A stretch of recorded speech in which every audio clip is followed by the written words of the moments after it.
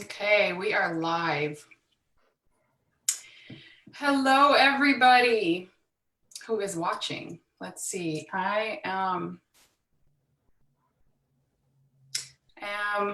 like for you to say hello if you're watching. I'm trying to see the comments. I'm always trying to see the comments here. Okay, so I can see who's here. And I am so excited for today's interview. I want to introduce you to my dear coach, the woman who's literally responsible for my marriage working out. She actually married us. My husband and I, Rick and I, we met Lynn Levine about, gosh, like we've been married for 8.5 years. So we met her at least 10 years ago. And the way we met her is before we got married and we were dating, we started going to her for therapy. So we started going to her individually, and then, we ended up going to her as a couple. And she made such a huge impact in our marriage and in our relationship that we actually asked her to marry us. So she was responsible for our marriage. And ever since then, she's been coaching us, guiding us in our marriage. And literally, I feel like I owe my life to her. So I wanted to bring her on into this group and share her wisdom with you. Lynn has been, a therapist, a licensed marriage and family therapist for years. And I'm actually going to pass on the microphone and have her tell you a little bit about herself. Welcome, Lynn, to our community, Transform Your Marriage community. I would love to have you introduce yourself, just share with the women, who you are, how you've been helping couples, and then we can kind of get, into the good stuff. I mean, this is good stuff, but into the meat of this conversation of healing your relationships. Thank you, Yana. I'm so proud of you. Look at you. I love how you're growing up, even though you have a couple of kids and you've been married 8.5 years. I can't believe it. I know. Good job. You're always growing and searching like a plant, just leaning towards the light. So I'm Dr. Lynn Levine, a psychotherapist, and I love people. And I learned how to love myself. And in loving you and in me, I'm discovering what love is. Love is really a place to come from when you're part of the whole, when you are the pie of love, rather than a sliver of it on your own. When you come from love, otherwise your whole identity is based on trying to get love. And it's all defense and promotion and survival. And that's what we're here to talk about, what to do in the morass when the relationship isn't working like you had hoped or wanted. And what can we do about it? Yeah. So what would you like to ask? Wonderful. Well, before we even get started, I want you just to share with the women kind of your background. Just a really quick background. Okay, well, in terms of marriage, I was 32 years old when I decided I didn't want to be married to my husband anymore. And we had 2 kids at the time, went on later and had 3. And, but in thinking about it, I thought, wait a minute, I married him because I thought that would make me happy. I bought that car because I thought it would make me happy. If getting what I wanted that was supposed to make me happy didn't make me happy, I could be on husband 4 by now if it's their job to make me happy. So I decided to stay in the marriage, discover how to be happy, to be 100% responsible for my own happiness, and then decide if I wanted to leave him or not. So that's what I did. And I got happier and happier by taking full responsibility. There was a time when I couldn't even stand being around him and whatever he said. And then I noticed one day I got to the point where he said something that usually made me clench my teeth. And I went, forget it. It wasn't worth wasting me on it. I had created a base of feeling good. that was my basement now. And it stood me instead. And I just kept getting happier and happier. And he even went through a period of depression where he was difficult to be with, but he wasn't difficult to be with. I was well able to be with him. I'm sorry he was suffering, and I loved him anyway and did whatever I could and went on with my own life during the process until that one passed. So being responsible for your own happiness is the ultimate win in life. Mm-hmm. Yes. And we're either being part of the pie, in the pie, or we're trying to get to the pie. Mm. And then it's all survival. Yeah, definitely. Yeah, I remember when Rick and I, before we got married, we were going through a really tough time and we were broken up for a couple of months. And I was like struggling because I mean, that relationship, I was so in love with him and it was so hurtful and there was a lot of stuff that came out. And I was just hurt and like, you know, just feeling like depressed.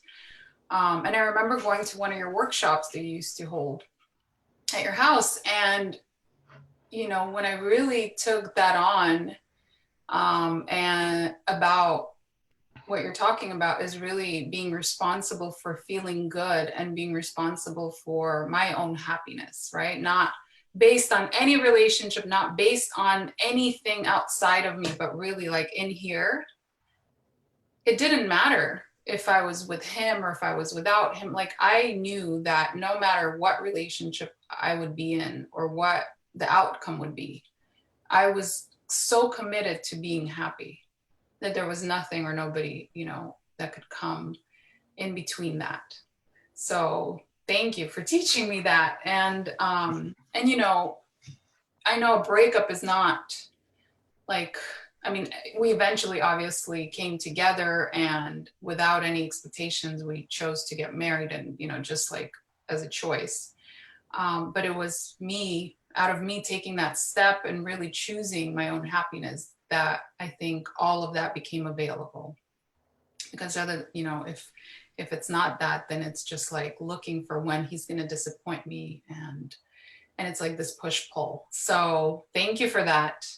And that's like what I want to share with the women that are watching it, because I know that, you know, in a relationship, especially right now, all kinds of stuff is coming out, you know, especially for couples that are spending a ton of time together. There's a lot of stuff that we haven't worked through, even, you know, in my marriage, and we work on our marriage nonstop daily. And, you know, through coaching women, I'm always working and reflecting on what I'm doing and not doing and so on. So I know for couples out there, there's a lot of heaviness in the world and it's being reflected in a marriage, and a lot of, you know, hurt and trauma and all kinds of stuff is coming up. So how would you recommend for somebody that is feeling, you know, hurt and that is so real for them, you know, if there's something that is coming up that's like you're just stuck in this place, what do you feel or what do you recommend for women to focus on or to do, or, you know, what is some advice that you have? Well, when I have an individual or a couple and there's hurt, it looks like today is the source of that hurt. But what I like to do sometimes is focus on the hurt and process it. Like, what does it feel like? How does it make you feel about yourself? Weak. What does it remind you of in the past? Oh, well, my father left me, or my brother abused me, or there's a hurt someplace in the past that hasn't been completed, like a trauma that once it's like a heat-seeking missile. It will wait until there's a good enough hurt to hurt today. Like it's today's villain that caused the hurt, when in fact it's really a replay today of yesterday's drama. But most people don't do all that. What I do, and I recommend that people listening do, is go back to that and get that 8-year-old girl and ask her to take a kinder view. Let her know she's going to grow up to be you, and heal that wound, and see, because of that wound, she created a strength, a talent, a force that she's actually marketable because of it. So although it was a defense, like she's never going to have that happen again, except it keeps being repeated because it's incomplete. It was an advantage. And when I say, would you rather give up the original hurt if you wouldn't have that power and that strength and that ability today? And they go, no way. Yeah, I would gladly pay that price. And it takes the whole sting away of the drama. We're not worth loving, we're not good enough, which we all have. So we say we don't trust somebody, they betrayed us. Yes, when somebody is out of integrity, lies or cheats or steals, yes, obviously it's out of integrity. But you never really trusted them that really loved you anyway, with that original hurt going on, proving to you that you weren't worth loving. So the source of love is ourselves. If we can get that we already are loved and safe and able, and we keep reinforcing it. I created trees saying, I love you, Lynn. I love trees, and birds singing, and children, and laughter, and colors. I had to have markers to remind me that, and if I can't get up to I'm loved, I'm good enough. Good enough works. Yeah. So it's up to me to fill my own tank of good enough, so that anything that happens, I don't like it, I don't want it, and I can get thrown by it, but I'm not crushed. I'm not a rug that's been discarded because he, whatever, with somebody else, or somebody said, or that. Yeah. So it's really that we're ultimately responsible, and the wound is a gift. That you're hurt today.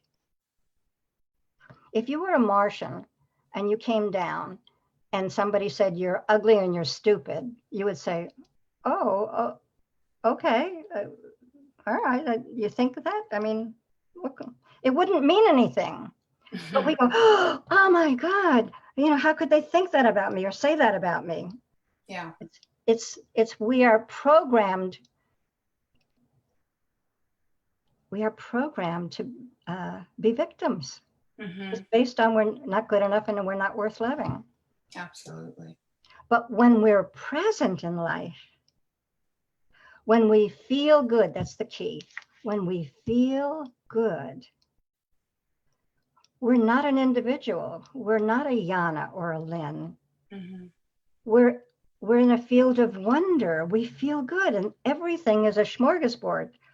It's a buffet. Wherever we look, we can. That's creation. That's discovery. That's wonder. That's who we really are. And then we go back to being an individual, defending and promoting. And do you love me now? Do you love me now? Do you love me now? Well, wait a minute. How many of you love me now? Who cares? When you feel good, that's not a conversation. There's no such thing as what's wrong with me when you feel good. Absolutely. Absolutely. I mean, I see it in my relationship. And if you're just joining the video, make sure you say hi. And also, if you have any questions for Lynn, post them in the comments, and I can ask her the questions, because this is once kind of opportunity to ask these questions. I mean, it's not a once in a lifetime. You can definitely call Lynn if you have questions and get coaching, but she's incredible. So post your questions and say hello if you're just jumping on this live. But yeah, back to, I mean, absolutely, Lynn. Every time I am responsible for feeling good in my relationship, no matter how my husband is showing up, it doesn't matter, because I'm a reflection of what I want in my life and what I want in my relationship. And when I'm not feeling good, I'm looking for ways of how I'm not loved, how I'm not good enough, how he's going to hurt me. And it can be, in the simplest things. I will find a way to prove that. In our program that Rick and I co-wrote, and we guide couples through the program, we have these two distinctions, and it's the big lie and the big why. And the big lie is this idea that we're constantly believing, like, as an identity, and our ego's constantly believing that it's never really going to work out. And it's all based on our learned past, experiences where we have been hurt as kids, and those old wounds are kind of replaying themselves. So if we're not healing those wounds, they're going to constantly be replaying themselves over and over and over. So what I'm hearing you say is, every kind of every hurt that's happening in the current circumstances in your current relationship is an opportunity for you to go back and heal those wounds, and to really process them and work through them. Yes. Mm-hmm. And who is it that's living your life today? Who are you being? If you're just getting through the day, Mm-hmm. getting through all your chores, getting through, just enduring the day. Yeah. If this is your last day on earth and you were to look at your day, there would be nothing to remember. Absolutely. Sometimes I presence myself, like yesterday, actually, when I was brushing my teeth in the morning. I had it be a fully present moment when I was brushing my teeth. Mm-hmm. I was grateful for the toothbrush, the toothpaste. And as I was brushing my teeth, the wonder of having gums and teeth, they chew my food, and such a variety. And I by the time I finished brushing my teeth, I was empowered. I remember going to a dentist, which was not my favorite activity, when she was cleaning my teeth, and she said, do you want Novocaine? And I said, let me try it without it. Mm-hmm. And I paid it. I lived at the tip of where she was doing my teeth. And I was moved by her love that she was cleaning my teeth. Just the act of it was such a loving thing to do. So if we're going through the day, making the bed, cleaning the toilet, cooking the food, being with the kids, whatever it is, if we're not present, it's all a survival chore to get over with. Yeah. So we can just have some rest and take a beer or wine or go to sleep and but if we live the moment, there's a gift in every moment. Yes. That's being alive. Absolutely. And that's what you've taught me, to really bring that to every moment. And I see there's a question, and hi, Kimberly, hi, Karen, and Lee. So Lee has a question. How do you regain trust back from infidelity when the party does nothing to bring it back or create security again? So what would you recommend to bring trust when the trust has been broken and he's not doing anything about it? Well,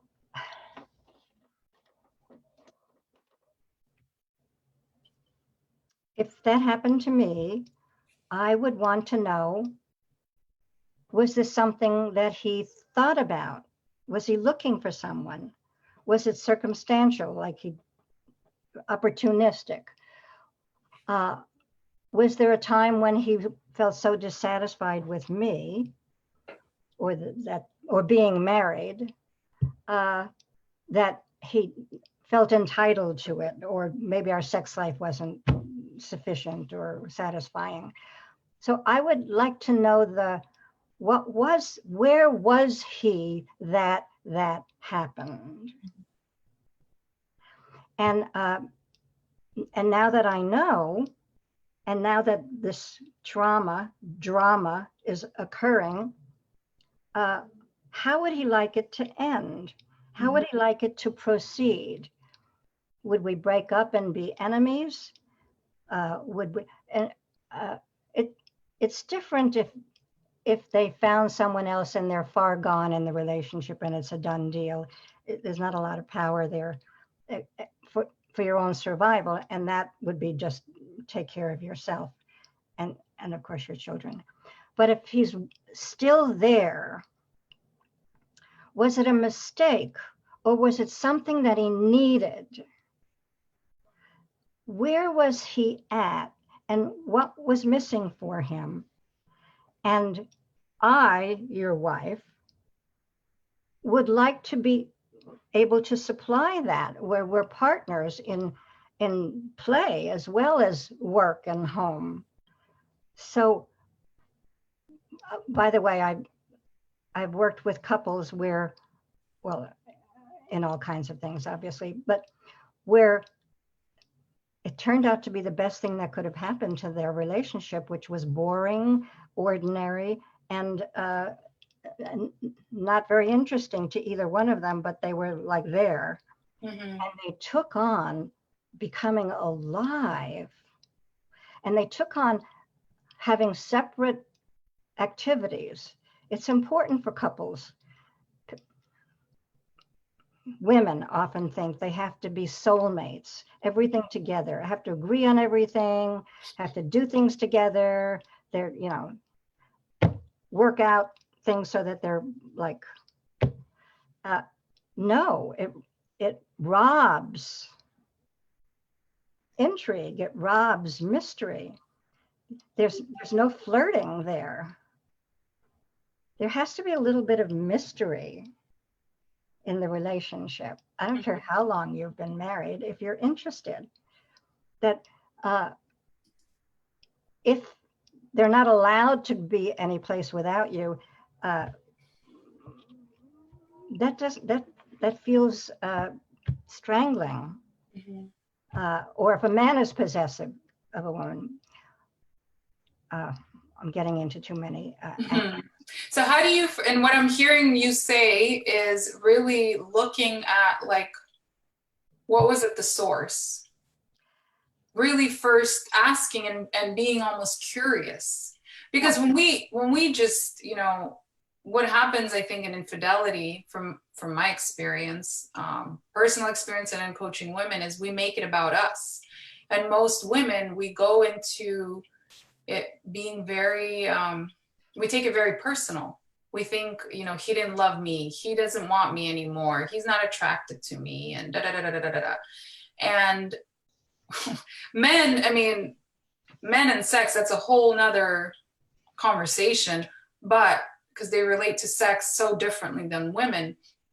But what I am getting, and what I, have gotten over the years just of studying and being with women, is like, the number one thing is you really have to distinguish it and make sure that you're not making it about you, and separating that idea of taking it personal and going down that rabbit hole of like the low self-esteem of feeling bad and I'm not good enough and I'm da da da, whatever, and really being curious, well, why? How am I responsible? Not responsible, like, how is it my fault? But what was at the source for him? Like, why did he do that? Why did he, choose to cheat or lie or whatever, the trust that was broken? So that's what I'm hearing you say. And the second thing that I want to ask you is like, well, how do you, so once you really look at that, how do you actually forgive and move forward, whether it's in, with the relationship or not, inside of the relationship? How do you forgive? Well, in a sense, we both made a mistake. Mm-hmm. I was totally unaware that that was a possibility with you, that you'd look elsewhere for what I thought was only ours. Mm-hmm. And it's a wake up Mm-hmm. that how it was is insufficient to continue. So what now? What's possible now? How can I grow as a person? How can I support him? How can I believe in him? How can I, it's not that forgiving definitely is there, but it can be just words. I had a couple where the man left and came back, and she said she gave him. She never forget. It was almost like daily she would bring it up. How could you? How dare you? Mm-hmm. He never left again, but the rest of his life was like punishment. Mm-hmm. So there's all kinds of forgiveness. Yeah. And we all make mistakes. Mm-hmm. And yes, some mistakes are more violent in terms of our trust than others. So it depends on us. Yeah. But if we're willing to see how we can make it work, it has to be about what's good about them. Mm-hmm. What's good over there. Yeah. And then when we do complain, instead of to him, let's complain in our journal or complain to others, other women or family members if we need to complain. Yeah.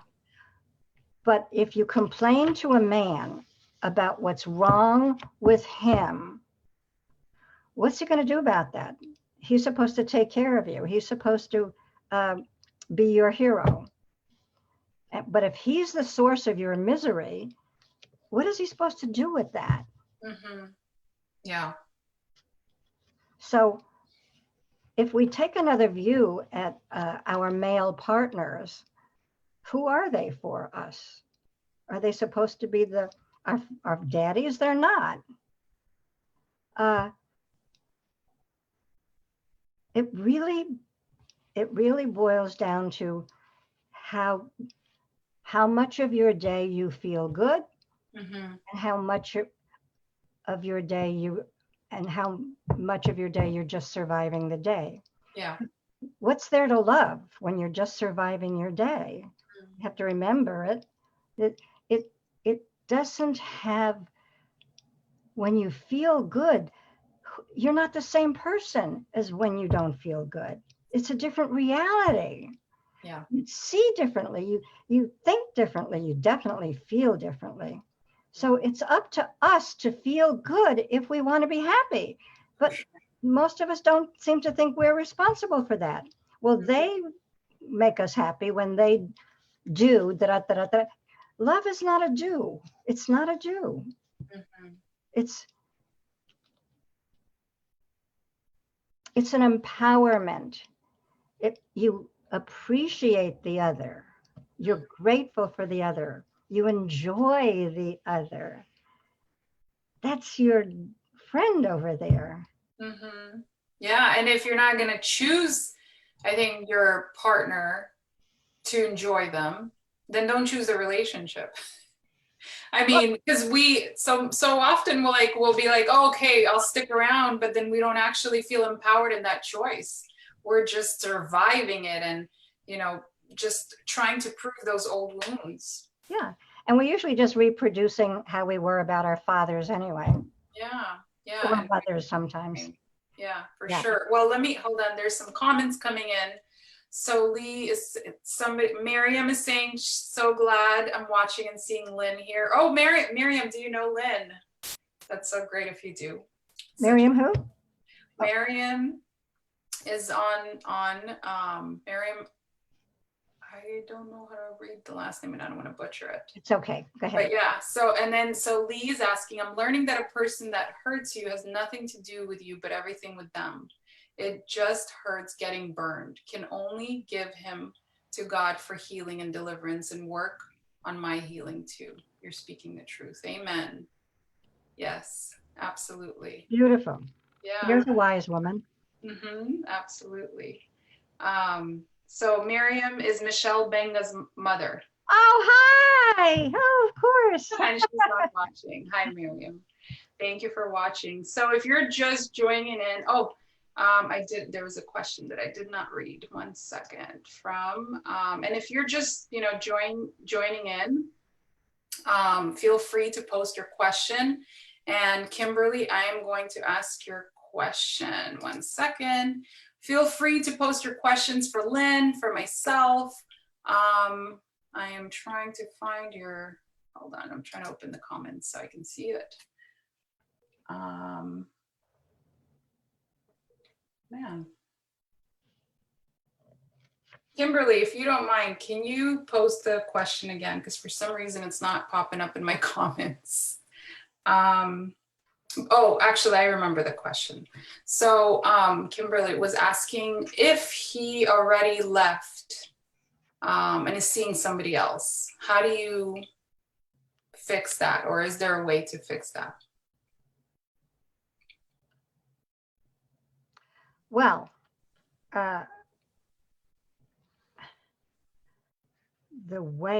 one way to operate in that would be to apologize for how you weren't for him, that happened. For how you weren't, not how you weren't. How you weren't, how you were insufficient in some regard, that he needed more, wanted more, that you weren't aware enough that was missing. And you're grateful for the information, and you would that you request that he share with you how it was for him that he moved on. What was it about me that wasn't enough for you? And the line is always, well, most of the time, it's not you, it's me. Of course, it's me over there. Of course, you're the one that went or got seduced or seduced. But over here, it leaves me as a victim. We had an agreement, we had a life together, and you took off. So I would like to know in the future, so that I can be another way, that wouldn't happen again. What would you advise me? So it can, rather than just be a total breakdown, lawyers talking to lawyers and that's it, and you hate each other forever, and what if you're willing to have it be, I was going to say an adventure, that's asking too much. If you're willing to have it be an inquiry, a growth gift, the second time around, people stay more because they're less likely to leave when uncomfortable. Yeah. They don't want to be two-time losers, because it's sure as hell going to look like them. So they try harder. Well, in what way could I try harder the first time? Like, are we okay?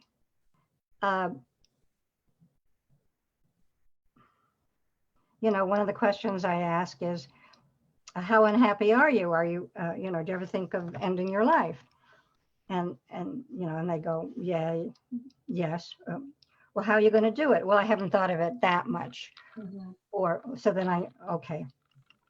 Well, I'm stocking pills. Okay. Well, what stops you from having? So I go further depending on what's occurring. So in a relationship, you could say I'm reading about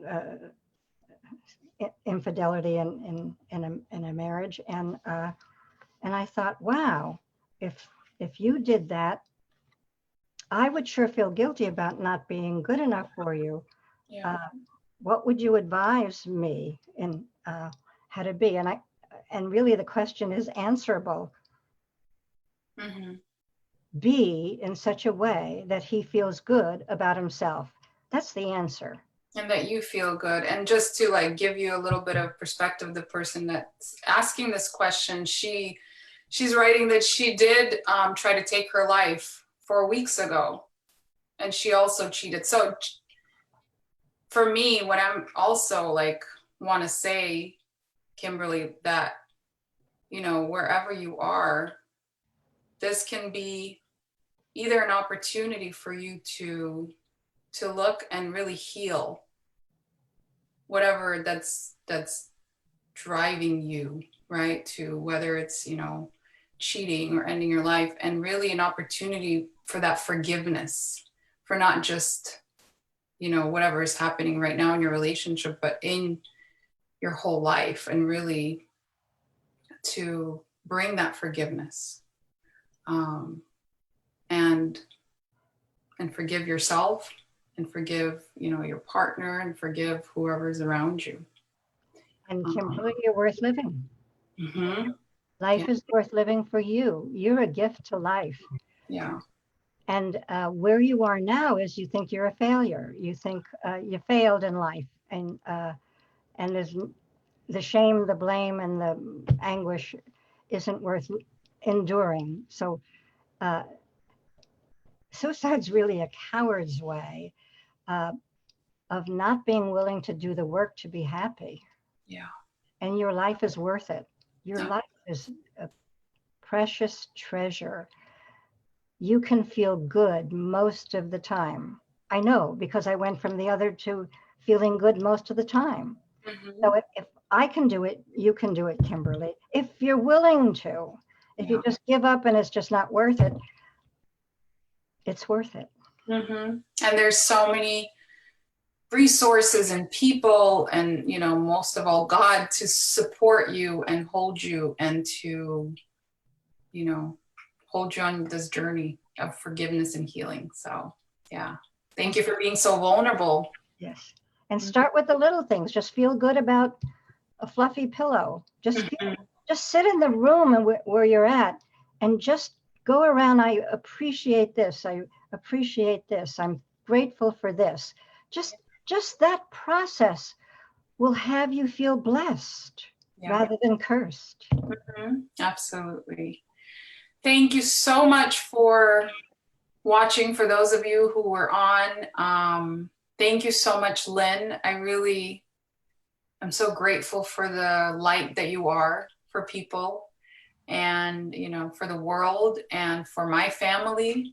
You know, it's incredible who you are, and I'm so grateful that now I get to kind of share in this journey and be coached by you, as well as I, you know, coach women and help women in their marriages. I've learned so much from you, and I love that I can pass that on to other women and make a difference in their marriages. Thank you for being willing to share your wisdom and your experience with other women. See, when we're of service, Mm-hmm. that's one of the joys that has us be larger than we are. Absolutely. Kimberly, be larger than you are, Yeah. because you are larger than you are. Mm-hmm. Amen. And where can people find you if they want to? I know, Lynn, you post these wonderful little videos, you know, that just lighten up my day when I go on your Oh, I love my Instagram videos. or Yes, Facebook. So go yeah. to YouTube, Lynn On Levine. YouTube. Oh, great. And I'm on Instagram and lynnlevine.com. And I wrote a book, Okay, God, Let's Talk, on Amazon. I love that book. But go to the YouTube. It has lots of videos there. Yeah. Awesome. And if you're new to this group, welcome. I go live every Friday at 3 p.m.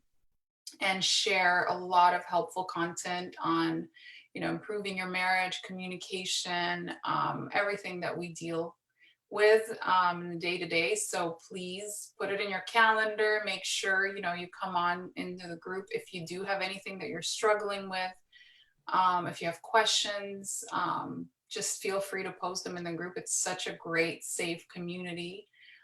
Or you can always shoot me a private message and ask the question, and I can post it for you if you want to be anonymous. And if you need extra support, please reach out to me. I have a coaching program that's starting, and you know, I have amazing coaching programs available for you. So if you're interested, reach out to me. Lynn is an amazing therapist also, so you don't have to do it alone. Whatever you're dealing with, you don't have to do it alone. Whether it's me or Lynn or whoever out there, reach out for help. Because I promise you, whatever you're dealing with, you can get through it with the right tools, with the right, you know, processing, whatever it is, you can get through it and transform it. Thank you so much. Have an amazing weekend. Or if you're watching the replay, make sure you also, you know, post that you're watching the replay, say hello. And I'll see you next week. Thank you. Bye. Bye.